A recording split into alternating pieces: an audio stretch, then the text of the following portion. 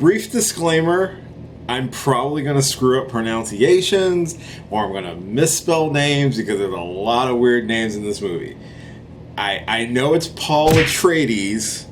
My brain might make my mouth say Atreyu, which I think is the little boy from Neverending Story. Just fair warning.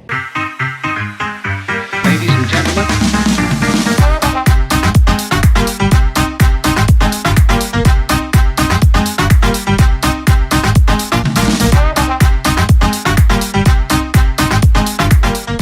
Hey, what's going on, everybody? It's your boy Will, and this is going to be my quick review for Dune, directed by Denis Villeneuve. It's like synergy there. It works. It's cool. Anyway, this has a star-studded cast. I might look off to the side because I had to pull up names and stuff like that. But as far as Timothée Chalamet, Rebecca Ferguson, Oscar Isaac, Jason Momoa, Stellan Skarsgård, Zendaya, Javier Bardem. It's a big cast. It is a huge cast for this huge spectacle of a movie. This is, of course, a adaptation of Frank Herbert's 1965 novel of the same name, and it takes place on the planet Arrakis, where it is home to large sandworms and the prominent mineral known as spice. I've never seen the original Dune. I will get that out of the way now. So I'm no expert on Dune. I know it's influential in the development of things like Star Wars and any other major sci-fi epic tale of heroism and betrayal and intrigue. It is the seminal story that has only been adapted twice. There was the original Dune movie that came out, I want to say it was like in the 80s. Was it the 80s? Correct me if I'm wrong, editor. I believe it was the 80s. And then, of course, there was a mini-series that came on Sci-Fi Channel called Children of Dune that starred James McAvoy. I remember that because I did watch that. And I thought overall the movie was good.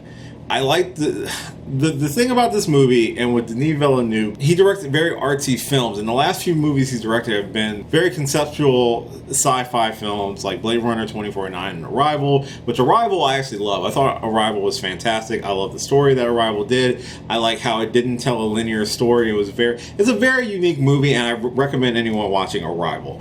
Blade Runner 2049 I did like, again, very similar with Dune. I didn't watch the original, so I was going in totally based off of the movie that was presented to me, and it was the same with Dune. And I thought visually the movie was fantastic. I'm going to move back a little bit just because I felt like I was too close to the camera. I thought the movie was visually fantastic. Oh yeah, Josh Brolin's in the movie too. Sorry. All the actors performed their roles perfectly. I really was engrossed in a lot of the interpersonal stories. It does focus on Paul Atreides, played by Timothée Chalamet, and the House of Atreides, who are taking over the rule of the planet Arrakis in order to produce the spice for the galaxy, and it's actually kind of a setup to wipe out House Atreides by House Harkonnen. It's very Game of Thrones level of like political intrigue and stuff like that. And if that's not your bag, you probably are going to be bored with the movie. I think visually, it's one of the coolest looking science fiction movies I've seen in a long time.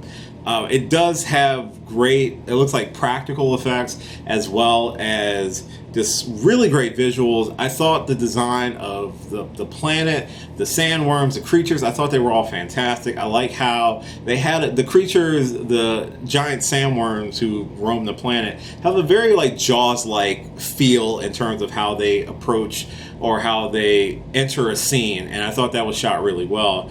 I liked Timothée Chalamet as Paul. I thought he was a pretty solid protagonist. I almost said antagonist, sorry. But he was a pretty solid protagonist, and I like where his story is leading. It is the quintessential hero's journey and realizing his destiny. Rebecca Ferguson's really cool, but very much felt like her role seems like it's meant for more, which is going to bring me to one of my weird things about the movie. Oscar Isaac is he's turned into quite the daddy with that beard. He gives a really good performance in the movie. All the actors honestly give really good performances. Jason Momoa is just Jason Momoa in any movie. I don't feel like he ever blends into a role anymore. I think whatever the role is, they tailor it to just be Jason Momoa being Jason Momoa.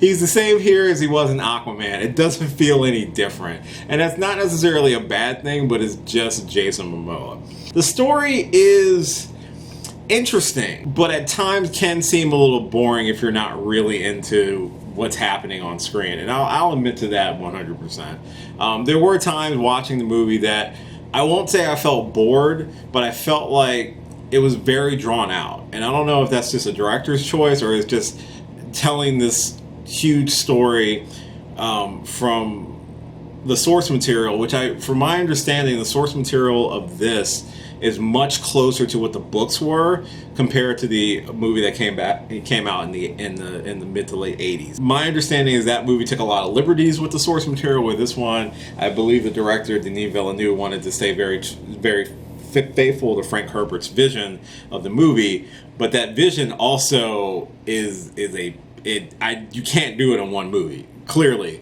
especially with the way that the ending of the movie is. Like, most of the heavy action or the big reveal or twist of the movie takes place kind of in the latter 2/3 of it.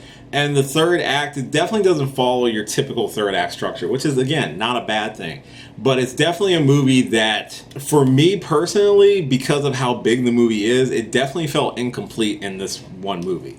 And this was before it was just recently announced that they are doing a part 2. Which, if they weren't doing a part 2, the ending of this movie would have felt very cliffhanger.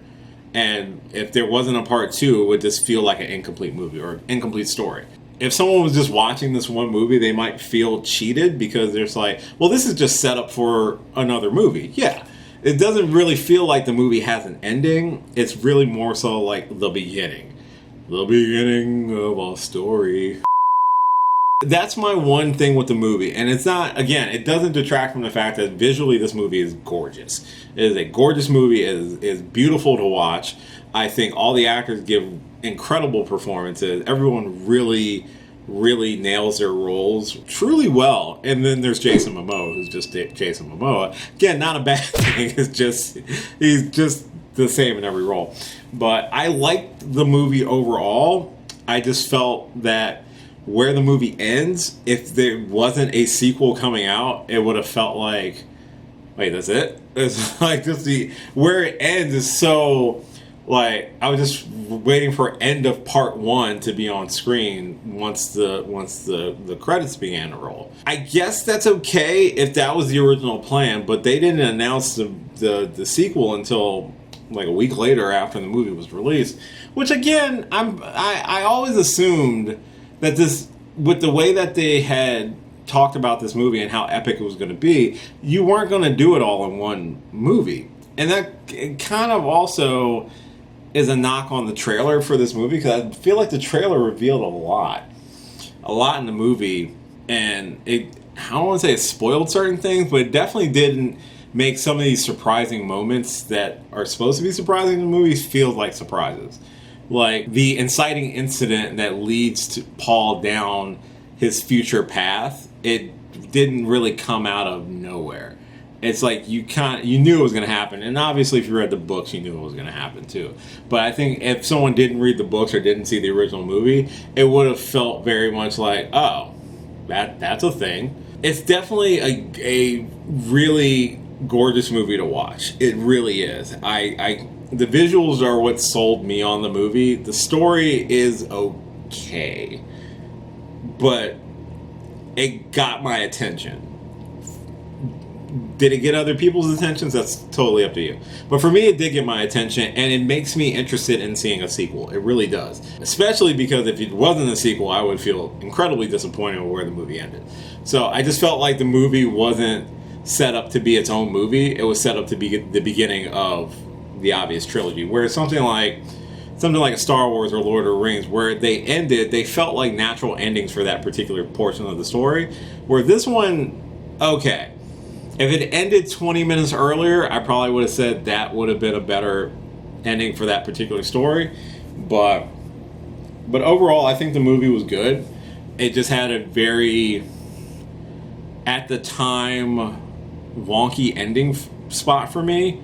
But now that I know there's a sequel and that the story is going to continue, then it makes total sense where it ended. So I'm not mad at it. It's definitely, like I said, it's definitely a gorgeous movie to watch.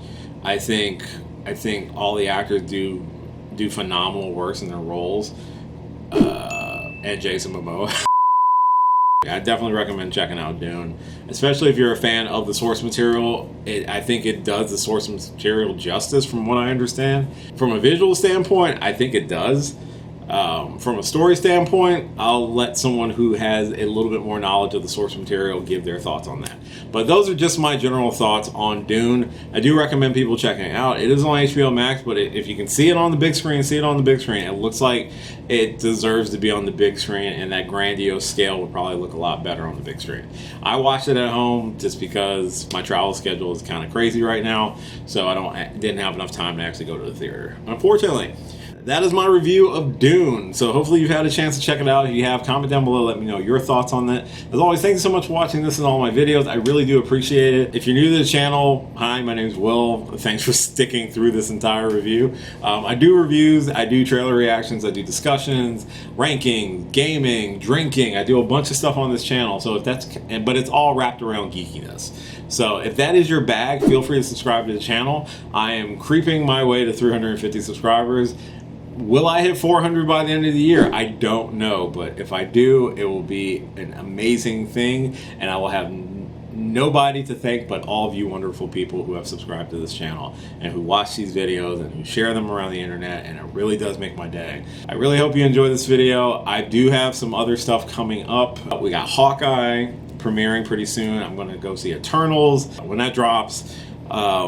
And there's just other stuff that's coming down the pipeline, so I am excited to share those things with you and share my thoughts with them as well. You can follow me on all the social media listed at the end of this video. Like, share, subscribe, and all that fun stuff. And as always, until next time, I will catch you later. Hey, thanks for watching this video. If you did like this video, why not give me a thumbs up and share it with your friends? You can subscribe to the channel by clicking on my gorgeous little face right over there. You can follow me on all the various social media platforms right below. And last but certainly not least, if you've got a few extra minutes, why not check out one of the lovely videos floating right over here.